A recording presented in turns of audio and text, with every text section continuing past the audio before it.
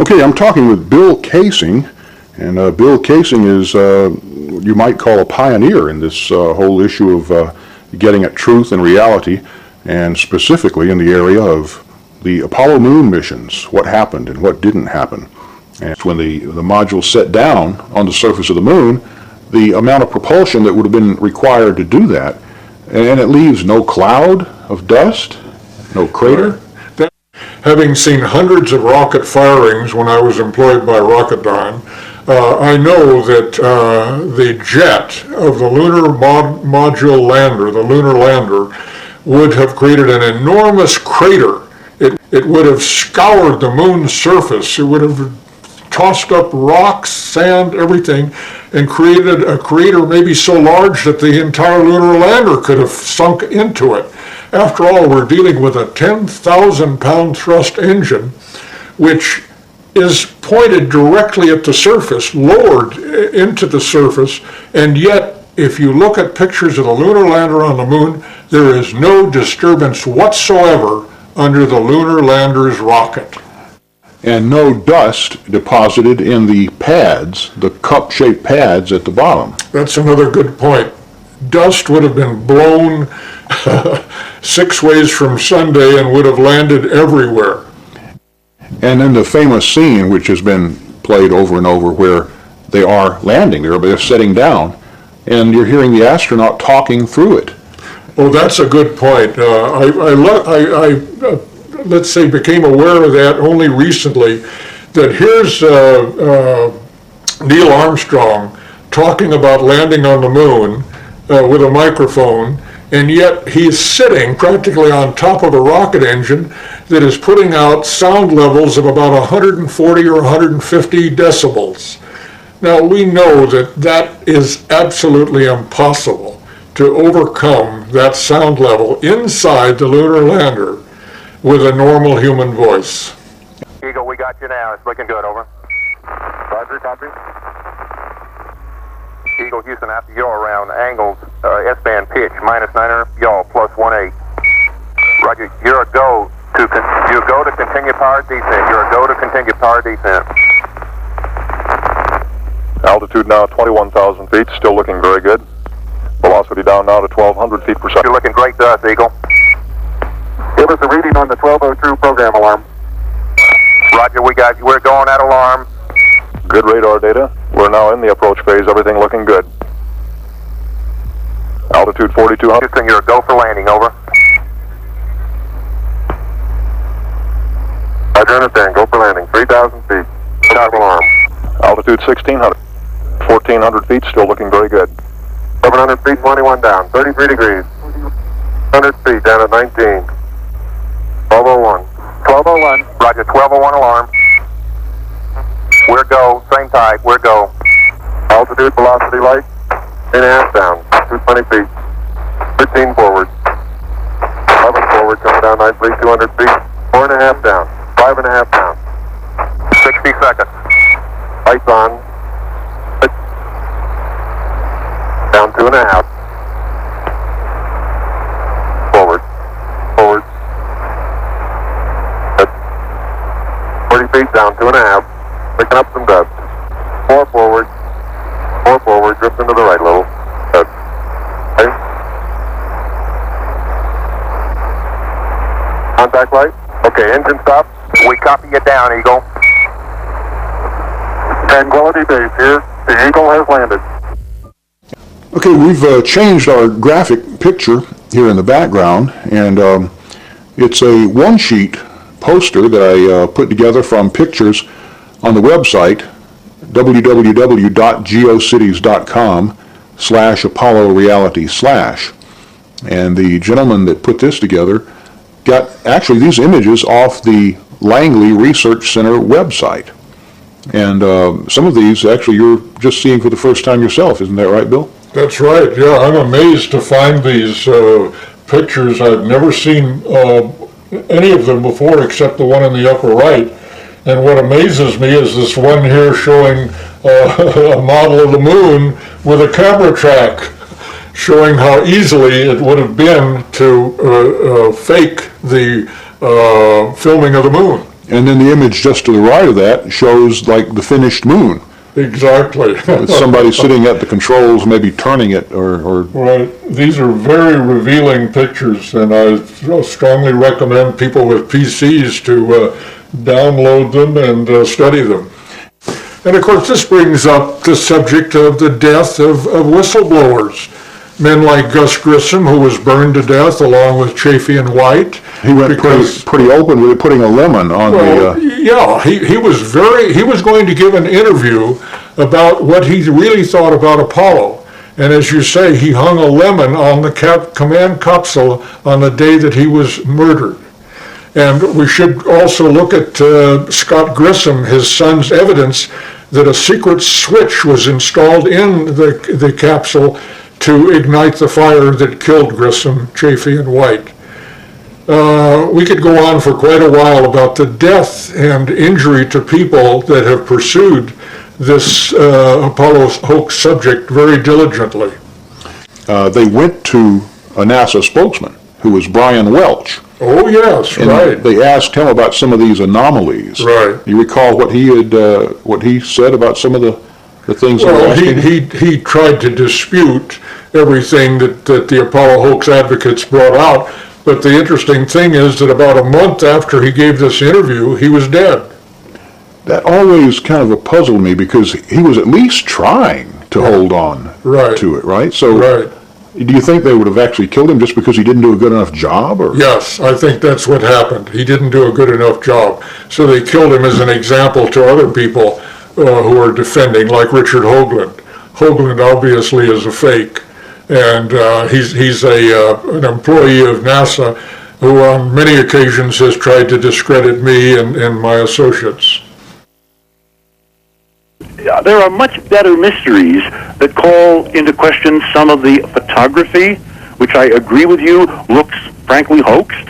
Well, some of it could have been staged and they could have released it, Richard. Exactly. That's what some of my photographic experts that I've called in over the years, and I've been to Goddard, I've looked at the NSSD film. I mean, I have actual examples, Eric, of NASA airbrushing the moon. Well, I know this. And, but you see, I have a different model. So you're saying they faked some of the photos? I think they faked some photos. I think they've hidden other things in the photos, and I'll give you my bottom line. I think there is an enormous Apollo conspiracy, but I think we've been sold the wrong conspiracy to keep people like you, bright guys who are asking good questions, looking in the wrong direction, which these people are past masters at doing, because the real conspiracy is not did we go to the moon, it's what did we find on the moon there's that aliens they up there. don't want us to know. And as I said earlier in the show, I found areas where NASA faked the imagery, I believe, to hide really cool stuff. Okay. And I found other areas where the photographs are consistent with us landing on the moon. And it's possible, Richard, that some of these beauty shots were staged and they threw them in there and grouped them in with the real ones. Exactly. Next up, let's go to our wild card line. You're on the air with us. Hi there. Our next speaker is Professor James McKinney. If you double the size of your rocket, you don't double the size of your payload. So you're very limited, and now let's try and get to the next planet or out to the moon. We have to start sending individual things up there, couple them together, and then go out to these other planets. By the way, there's a small problem with going to the moon, and inch by inch, NASA is leaking out that they know that there's a problem there. It's called the Van Allen belts, high radiation belts of charged particles around Earth, and we don't know how to get through them, they say. Well, isn't that interesting, because there sure didn't seem to be a problem back in 1969. Obviously, they didn't go to the moon. The United States did not go to the moon. The Russians knew it all along. I thought at the time we did, but I've since learned we absolutely did not. And there's no question about it. And they're starting to figure it out. NASA has a program called Living with a Star. That's a pretty name for how do we get through the Van Allen belts. They have all their top scientists working on it. It's a tremendous problem because we do not have any kind of a spacecraft that we can send up that doesn't have metal in it. And when these charged particles hit metal, they produce X-rays. Nothing you can do to get around that. So anybody sitting around something metal in outer space in the Van Allen belts is going to be French fried. And So that whole thing was a giant hoax. And you have second and third tier scientists in the United States who are running around saying, oh, yes, we did, yes, we did. But the very top level people, what I call the tier one scientists, the black op mill scientists, know for a fact we didn't go. And it's a real problem. They don't know how to get through there. This picture is with the new Hubble camera, and it shows that in fact, if you take this angular distance out to Pluto and you translate it into the surface of the moon, we can in fact resolve the landing sites, the alleged lunar landing sites. And the way you would do this is you take the pictures at dusk when the shadows became very long, and it would be a very hard thing for them to fake. So at any rate, we have telescopes on Earth that are much larger than the Hubble. Much better resolving power. So why, you would think these astronomers would be chomping at the bit to show you those lunar landing sites. And look at the incredible resolving power of this telescope we have here. Why have none of them done that? Because there ain't nothing there. And we get all kinds of excuses. Oh, we can't turn the telescope up there because the moon's too bright. Well, then all of a sudden we saw the full moon on a web page, in a NASA web page, the entire full moon taken with the Hubble Space Telescope. And you're telling me they can't take one little teeny patch of the moon, which is millions of times less bright. So bottom line is, they know they didn't go.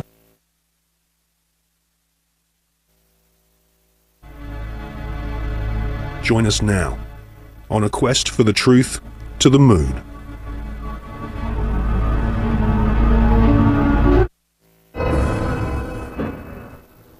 In this film, we shall not only prove beyond all reasonable doubt that many of the official NASA images of lunar exploration are fake, but we shall also examine the motives for the biggest lie put before the world. Why did NASA repeatedly fake lunar images and photographs? Why did NASA stage lunar expeditions which did not happen? The answer will surprise you.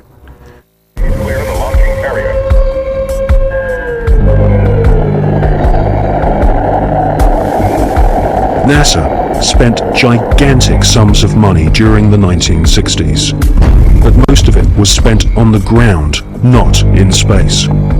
Huge American corporations, many of which were manufacturing hardware for the military, made gigantic profits designing space vehicles and, more importantly, life-sized models of spaceships, and even huge stage sets resembling the lunar surface. Someone in NASA had realized that after taking billions of dollars from the American people, if they couldn't make it to the moon, they would fake it to the moon. Obviously, if you're going to somewhere that nobody has been before, you need to have a simulator which recreates that environment as closely as you can. If you're going to the moon, you recreate the surface of the moon. And here we see a section of the lunar surface created. It's about 30 foot high, 30 foot long, 35 foot long.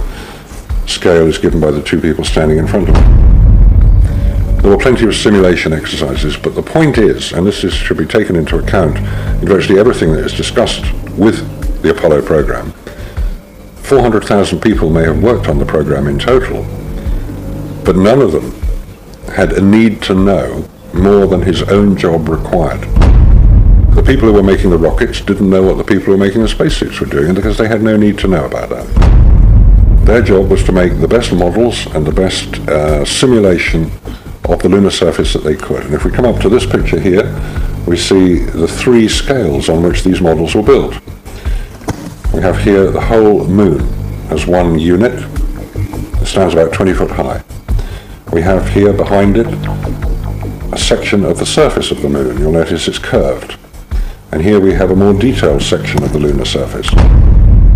What you're saying is that the images which we're told show a camera pointing out the window of the lunar module as it's coming into land on the moon could well have been filmed previously using these large-scale models. That's right. It could well be that what we are looking at are films of realistic models. We have no means of knowing if they were actually taken on the lunar surface, or whether what we're watching is part of the simulation exercise and the training exercise. And you'll notice here on these models there is a camera track. A camera starting at this end, coming down here, would approach the moon, or appear to approach the moon, and become ever closer towards it. This is a simulation rig that was built. This is the command and service module of the Apollo program.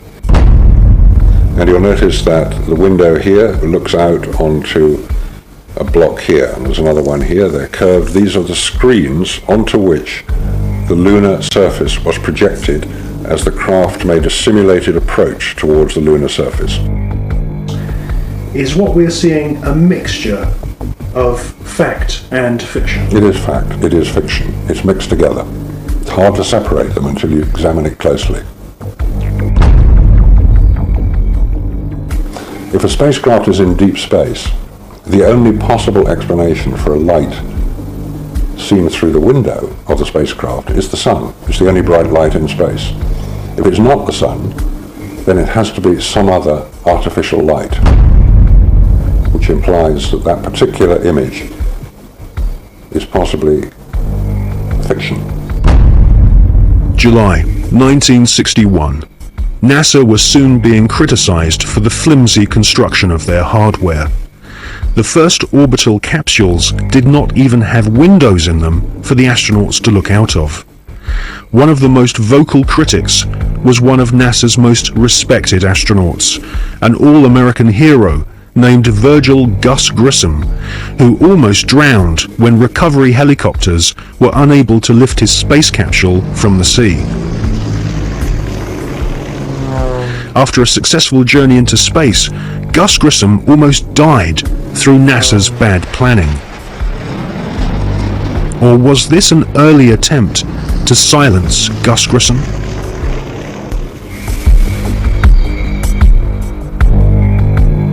May 1963.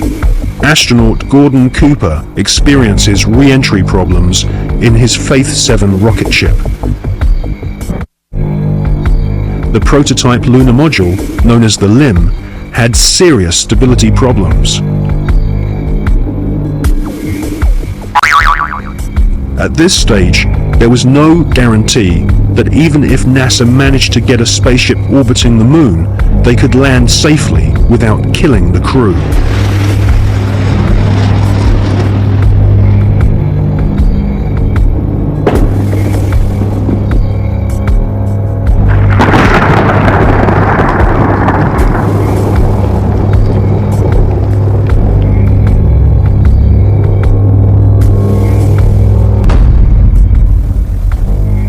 Could the footage which we see of the LIM approaching the moon be filmed in a TV studio?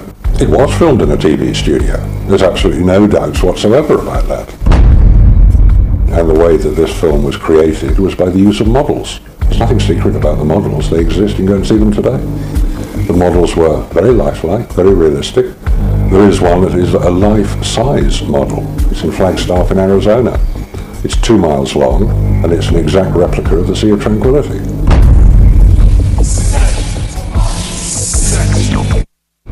The photographs were used to create from those images the replica of the Sea of Tranquility, so that if it was flown over in a helicopter, it would appear as if it was a spacecraft approaching a similar area to land. So yes, all the scenes of the lunar surface were filmed on Earth.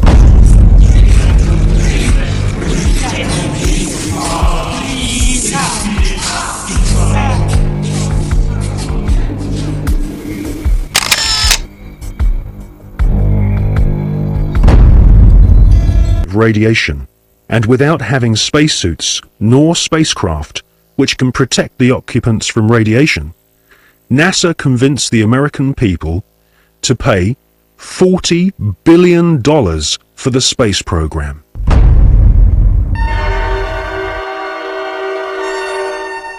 The most lethal forms of radiation, of course, are at the higher end of the spectrum. That's gamma rays and X-rays. We know what ultraviolet can do. If you stay out too long in the sun, you get sunburn and skin cancer and die, and it's all very sad. But gamma rays, and X-rays especially, are particularly lethal to humans, unprotected humans. There was no protection that I have been able to identify. I've found no reference to it. I found nothing that will tell me what level of protection is offered, so I have to assume none was. I've contacted the manufacturers of the spacesuits, and they said there was no radiation protection built into the spacesuits, because I asked them if these same spacesuits could be used by technicians to go to Chernobyl or 3 Mile Island, because the nuclear reactors produce the same radiation as produced in space. They said no, not advisable, no protection. James Van Allen grew up in the small Iowa town of Mount Pleasant during the 1920s. He was an exceptional student, became class valedictorian, and exhibited an intense vision that even then looked beyond our planet. The environment was the time of the Cold War, and it was something scary. It was something for a child that seemed very scary to have to hear about bomb shelters and hiding under our desks. And I remember first hearing that my father was going to go to Russia and being so frightened by that, and asking my father, why was he going to Russia? Wasn't he scared? And I remember him explaining to me that in the scientific community, what they do, and as they take data and exchange data, somehow that transcends what is going on in the political arena. So that there is always a sense that the quest for intellectual activity was something very special. Remember that, so that the Cold War suddenly didn't seem very cold to me, even as a young child. In Washington,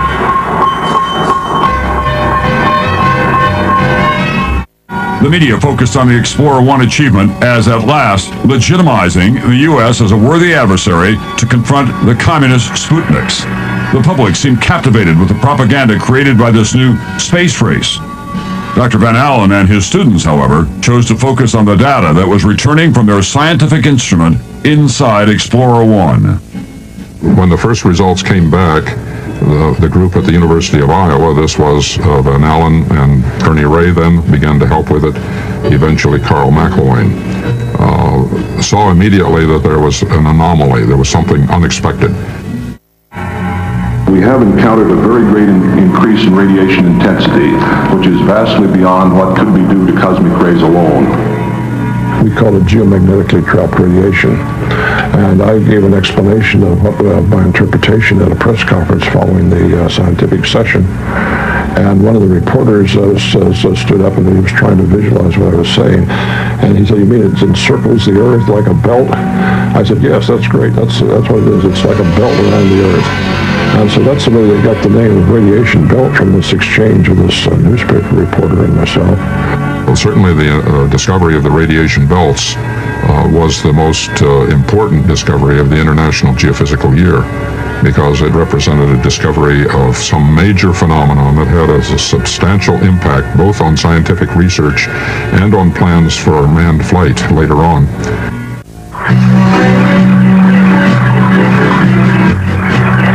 In late 1958 and early 1959, Van Allen flew instruments on Pioneers 3 and 4. Both were unsuccessful attempts to hit the moon, but their flights provided the Iowa group with essential confirming data. Pioneer 3 documented the existence of a second radiation belt, and Pioneer 4 became the first U.S. spacecraft to orbit the sun. Any ill effects from the Van Allen radiation belts? No. Now, I'm not sure we went far enough out to encounter the Van Allen radiation belt. Maybe we did. Say that I'm not a chemist, I'm not a geologist or an anthropologist. I'm a retired electrical engineer. I've worked at NASA Goddard for over 20 years. I'm retired now, and I have worked with image processing, which is similar to some of the things that are done on computers today. However, at the time that I did my work, the computers that are so well established today were not available. So Yeah, hello. I like your presentation very much, but I got a couple of questions here. First one is, what, if any, are the differences between you and Richard Hoagland concerning the politics on the cover-up? And part two is, what's the difference between you and Mr. Hoagland concerning the scientific implications of the face, especially since Richard Hoagland kind of brings in hyperdimensional physics into the picture of the face on Mars? Thank you. Okay, the one thing I'd like to clarify, I should have done at the beginning, Richard Hoagland and myself are like oil and water. The second thing is that, and I'll go into the third thing, is that Richard comes up with ideas where he does not have groundwork or supporting evidence, not even evidence, and certainly not proof, that things exist where they don't.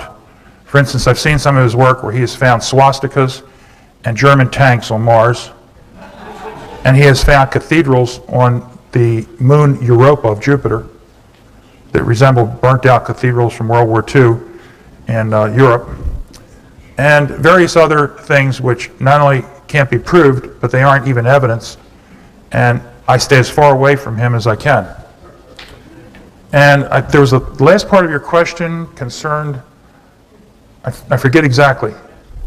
Yes, he always talks about hyperdimensional physics, and he comes up with all these formulas on the dimensions of also the pyramid on Mars, and all these, in his book he has all these geometric configurations, and he tries to bring in hyperdimensional physics.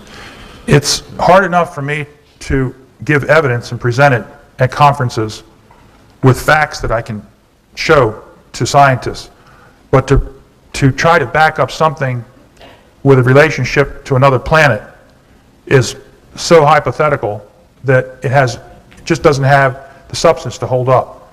Most scientists would classify that under the term of numerology and not have anything to do with it.